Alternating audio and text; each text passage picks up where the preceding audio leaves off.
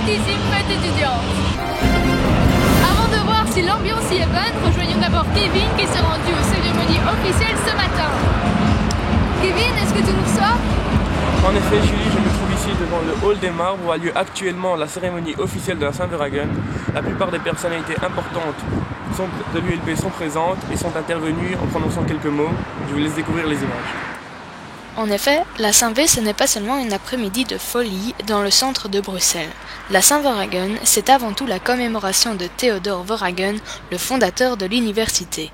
Ainsi, plusieurs dépôts de fleurs sont effectués tout au long de la matinée, qui se termine au hall des marbres pour quelques discours de la part des personnalités importantes de l'ULB et de la VUB. Pour finir, tout le monde se retrouve pour un verre de l'amitié. Il est maintenant temps de rentrer dans la fête. Comme vous voyez, tous les gens arrivent. On va tout de suite rejoindre Tarek qui est au sein de la grande place du Sablon. Tarek, est-ce que tu nous reçois? Comment est l'ambiance? Écoute Julie, je me trouve à quelques pas du char Solvay justement et crois-moi, l'ambiance est de folie. Super, et quelle est la suite du programme? Pour la suite des événements, c'est simple. Là, on se trouve sur la place du Grand Sablon. Le char va se déplacer en direction du place de la Bourse. C'est un parcours qui va durer environ 6 heures pour se terminer vers 21 h. Et crois-moi, tout le long, l'alcool va couler à flot, la musique va aller à fond et tout le monde va fêter la Saint-V comme il se doit. N'oubliez pas surtout que si vous vous rappelez de votre Saint-V, c'est que vous l'avez mal fêté.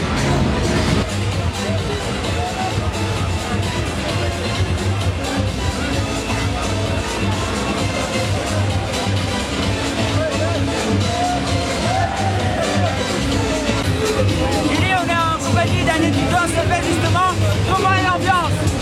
C'est malade. C'est malade. Le mot. C'est malade. Malade. Voilà,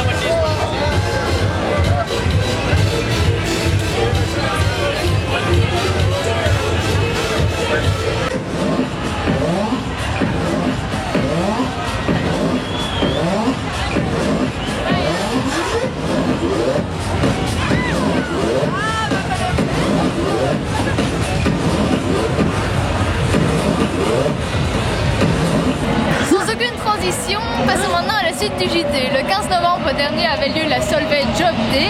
Gaël s'est rendu sur place et nous en parle directement. Le campus recruitment a tapé fort cette année en organisant la Solvay Job Day qui rassemblait plus d'une vingtaine d'entreprises telles que AB InBev, ING, Deloitte ou encore L'Oréal. Jean-Christophe Ulski, étudiant en master, nous explique le but de la Job Day. Donc le but de la Job Day, c'est de rencontrer des entreprises qu'on ne connaît pas encore spécialement, dont on a entendu parler, mais dont on n'a jamais réellement appris à connaître les différents aspects. Et donc là, on a l'occasion aussi de rencontrer les collaborateurs, qui est quand même quelque chose de pas mal, parce qu'on sent un peu l'ambiance qu'il y a dans la boîte. En fait, l'intérêt pour Decathlon d'être ici est assez multiple. En fait, tout d'abord, en fait, c'est la première fois qu'on est présent sur l'ULB et à Solvay en particulier, parce qu'on recherche en fait donc, tout ce qui est manager de rayon, donc plutôt des personnes qui seraient intéressées par du management. Donc nous, voilà, Solvay en tant qu'école de management nous intéresse particulièrement, et c'est aussi en termes de visibilité, comme c'est la première fois qu'on vient ici et qu'on participe à ce genre d'événement, c'est de se faire connaître. Le 4 décembre prochain se déroulera le traditionnel bal orange. Kevin s'est donc rendu aux répétitions de la valse ayant lieu mercredi pour interviewer les délégués balais. Bonjour à tous, me voici en présence du chorégraphe pour les répétitions de la valse du bal orange. Bonjour. Bonjour. Et donc comment se déroulent les répétitions jusqu'à maintenant? Pour l'instant, ça se passe vraiment très bien. Je veux dire, chaque année, on a énormément de couples. Cette année, on a moins de couples en quantité, un petit peu plus de qualité. Pas que les autres étaient mauvais, mais au moins, ils sont un petit peu moins dissipés. Et donc, ça se passe excellemment bien en ce moment. Voilà. Et donc, quelle fréquence pour les répétitions? Pour le bal orange, c'est toujours 2 répétitions de 2 heures par semaine. On a un programme très chargé parce qu'on a généralement une marche d'entrée, une phase d'introduction et, si on a le temps, une deuxième valse. On va voir si on arrivera à remplir la mission cette saison, mais je pense qu'il y a de l'espoir avec cela. Allez les gars, on est bon derrière. Lycée, salut, merci. Comme vous pouvez le constater, cet été, la plupart des délégués de cercle, accompagnés de leurs cavaliers ou cavaliers respectifs, assistent à la répétition de la valse. Mais comme en matière de danse, les images sont plus explicites que la parole, je vous laisse découvrir leur programme.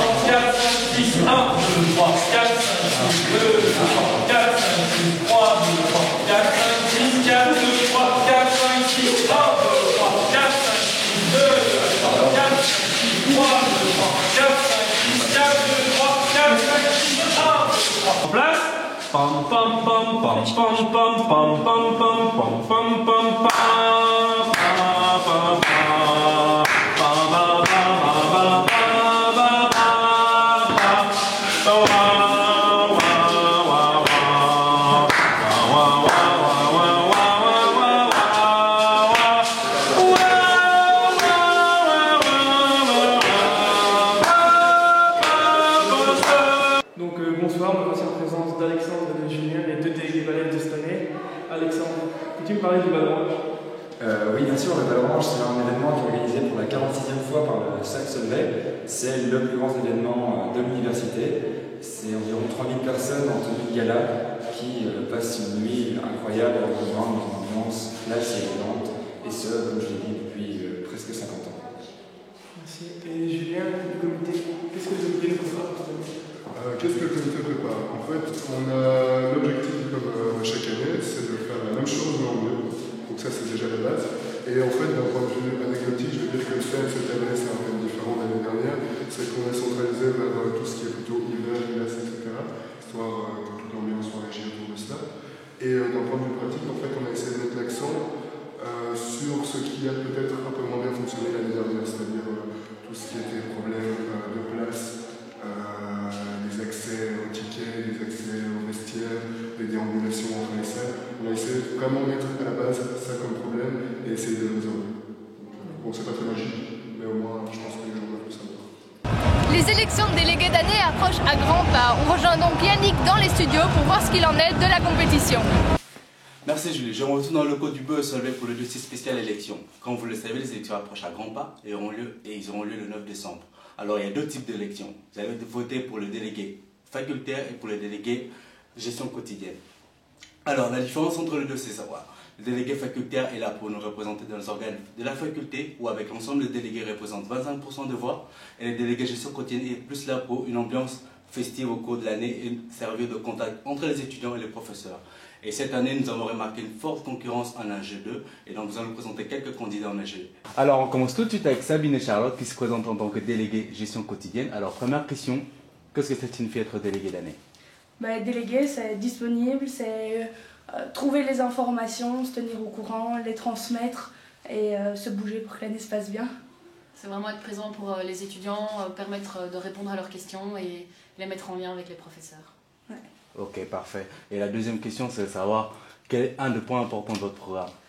La chose primordiale, une des choses, c'est continuer ce qu'on a fait l'année passée, avec être présent sur le forum avec la rubrique spéciale, c'est renvoyer les mails comme on a fait avec la to-do list, ce qu'il faut faire chaque mois, et le dossier blocus, comme ce qu'on a fait en début d'année, mais en plus axé sur les examens, comme ce qui a été envoyé en ingénieur.